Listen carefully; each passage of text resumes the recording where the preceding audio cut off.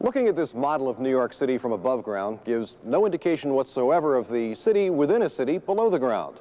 The subway system carries 3.5 million people a day, and keeping that many riders safe and secure is a pretty tall order. That's the mission of the transit police, who just happen to be the 7th largest police force in the country. Remember the old saying, there's never a cop around when you need one? Well, the next time you're on the subway, take a look around. While there may not be a transit cop in that distinctive blue uniform, it doesn't mean the transit police aren't there.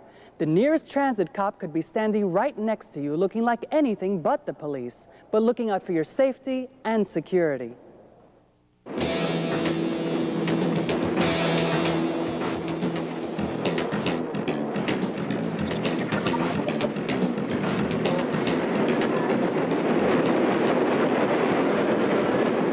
An unprecedented drop in subway crime. Thousands of crimes prevented. Robberies cut 3 times faster than the citywide robbery rate. Fare evasion cut in half. Subway crime at the lowest level since 1979. That's the record of the New York City Transit Police in the 1990s. They're making a huge difference in one of the toughest police beats in the country. Plainclothes officers patrol the subway to keep criminals off balance and to catch them in the act. Does anybody make me as a cop? So far, no. The phrase that you hear is, where's the cop when I need one? And you're there to help them. It makes them feel good. They're like, oh, this time, oh, here's the cop when I need one. I put the handcuffs on them.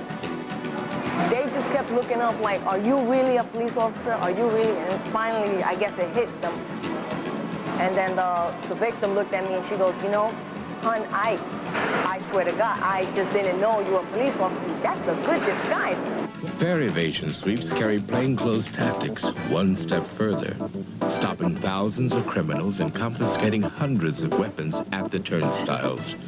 Using mobile arrest processing centers, police can photograph and fingerprint arrestees on the spot, check for outstanding warrants, and get right back out on patrol. By deterring fare evasion, the sweeps have also saved millions of dollars in transit revenues. Relying on teamwork and technology, transit police detectives move much faster than the criminals. By pursuing every single member of robbery gangs, they've cut group robberies in the subway in half.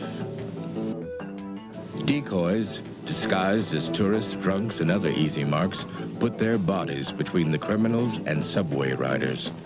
We put ourselves in a position to be robbed. It's a very strange feeling to have people that close, you know, actually going through your pockets.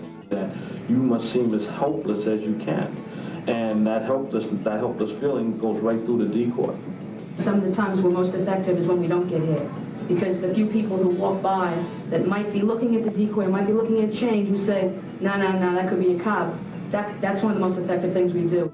The doubt right. that the person sitting next to you or sitting across from you may be a police officer definitely helps prevent crimes. Yeah. The Transit Police Warrant Squad is the best in the business at tracking down wanted felons. They've caught hundreds of criminals who've jumped bail for transit-related crimes, and they've helped capture dozens more sought in New York and across the country. A lot of the people that we arrest are very much aware of our program, and they know that if the transit police are coming after you, they're going to get you. We have no other leads. Instead of saying case closed, we say, let's start back at the beginning. Special units back up patrol. The rescue unit is not just another emergency medical service. They're ready for anything, from a passenger trapped beneath a train to a track and tunnel search for a dangerous felon. Nowhere else do people deal with space cases when a person slips between the platform and the car of a train. Nowhere else do they deal with people who wind up underneath the trains, sometimes through suicide attempts, at other times through mere accidents. We do that, and we do that better than any police department in this country. It depends on the position of the person, where the wheel is on top of the person. If the person's really big, and depending on where they're wedged, you're going to have to get a higher lift. The higher you go, the more the train could lose its balance, and 77,000 pounds could topple off, and you would derail the subway. Emotionally disturbed people can pose a danger to themselves and others on crowded platforms and trains. The general public has really no idea how many emotionally disturbed people are floating around the cities of New York. And then in the wintertime, the cold weather, they filter down to the subways. Homelessness, they're depressed, they lost their job. You know, the main thing you want to do is safety of others and get the emotionally disturbed person to the hospital in good condition. Crowd control in a disaster.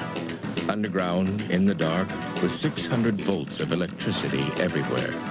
There's no, well, ouch, you get a shock from an electric, outlet or something like that.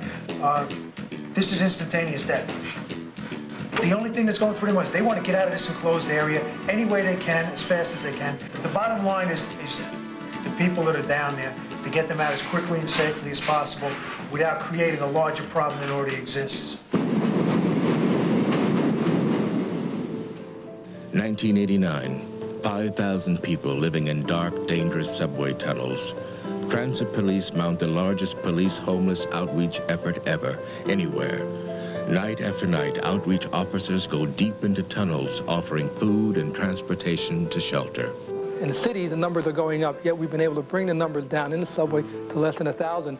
And just this area here alone, we've been able to improve it to where there were as many as 200 before. There were less than a dozen people here now. We really do care about them, and we do want them to leave this area and find a better life for themselves, to actually find a shelter or a place that they can go to where they can better themselves, because obviously in this area, they're going down and they'll never come out. If we don't interrupt their cycle down here, they're going to die down here.